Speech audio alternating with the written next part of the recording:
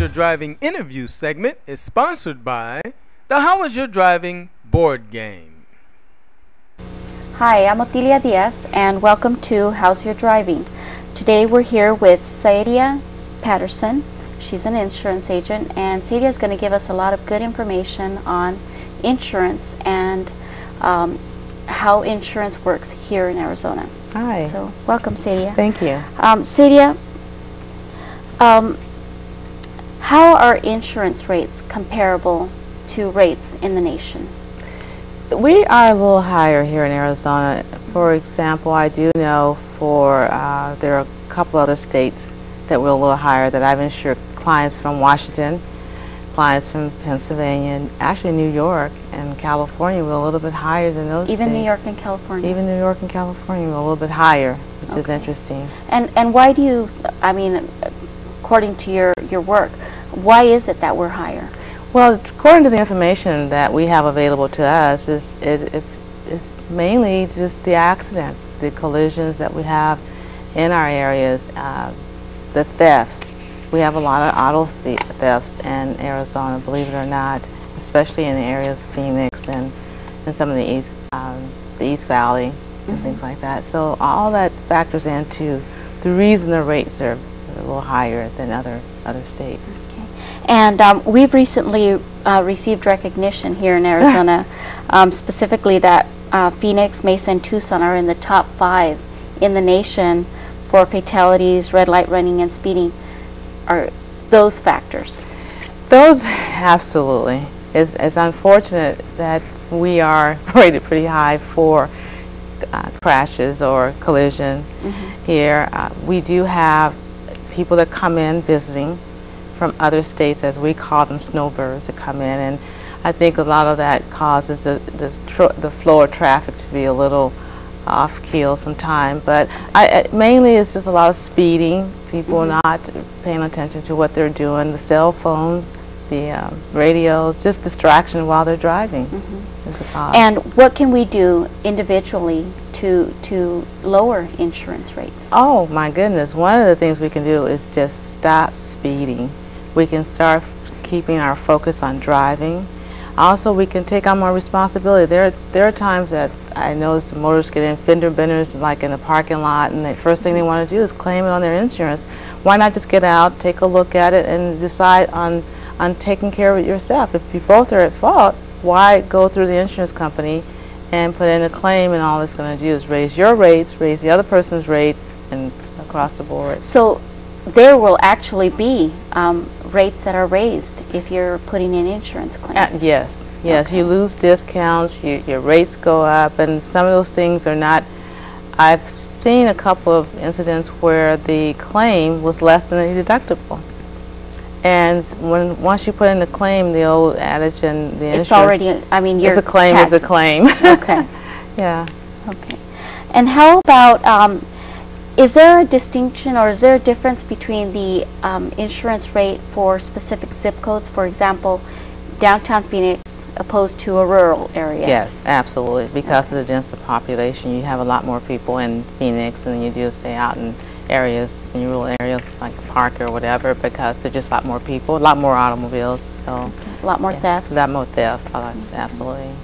And can you tell us a little bit about what the requirements for insurance are here in Arizona? Here in Arizona, the state requires that if you own an automobile and you have it registered, that you get the state minimum, which is $15,000, $30,000, and $10,000 property damage. And what that is if you, as a motorist, hit someone and they are injured, the insurance company will pay up to $15,000. If there's more than one person in the car and you injure those other people, will pay up to $30,000.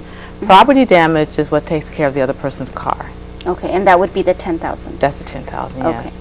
So if, let's say, for example, you have only the mandatory required Arizona liability. Right. And let's say that the accident was pretty bad. Your vehicle sustained damages, you sustained injuries, your passenger sustained injuries, and the other vehicle. How would that work? The way it works, and I don't think a lot of people are familiar with that, the insurance company is only going to pay out the coverages you have. So if you're in an accident and you caused the accident and you hit someone else's car, the property damage will take care of their car. However, if someone hits you and they're not properly insured, then you have to use your own insurance to take care of your own car. I mean, I'm not sure if I'm going in the right direction for you with this, but stop. Oh, that's okay.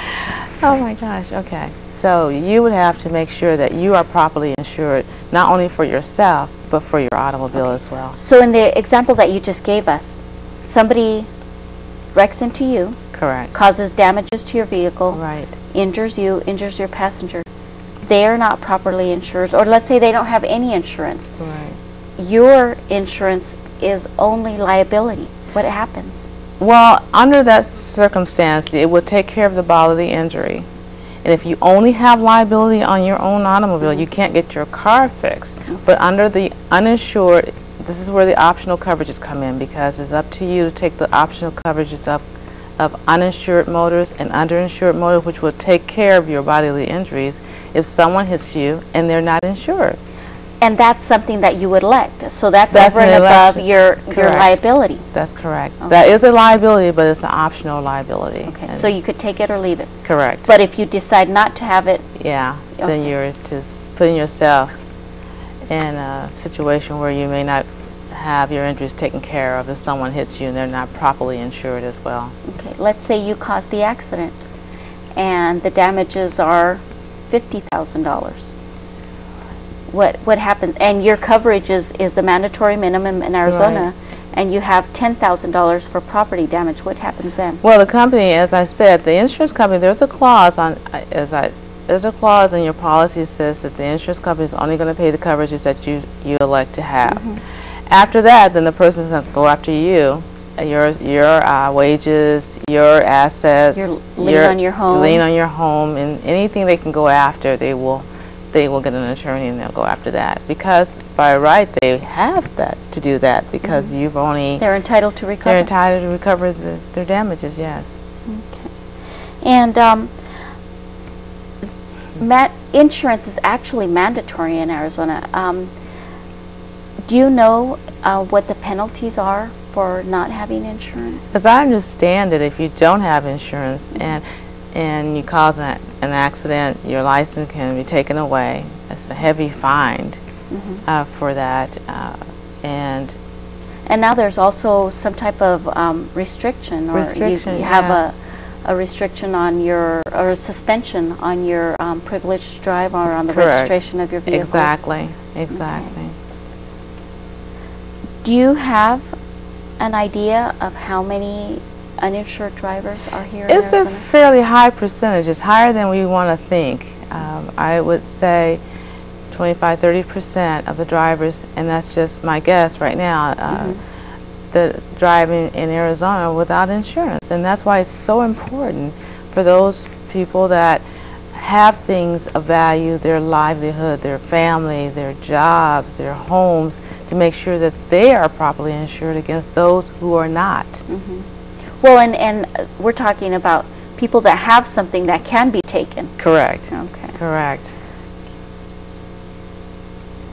I believe those are all the questions that I have.